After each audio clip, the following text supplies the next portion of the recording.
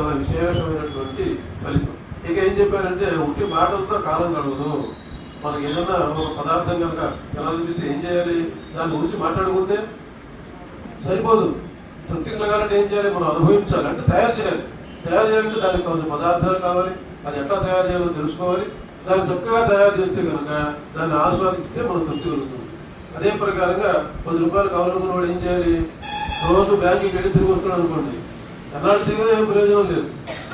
ఏం చేయాలి, అందులో అకౌంట్ ఓపెన్ చేయాలి, తన దగ్గర ఉన్నప్పుడు 10 రూపాయలు అందులో పెట్టాలి, అప్పుడు తనకి కావాల్సి వచ్చినప్పుడు ఉపయోగపడుతుంది.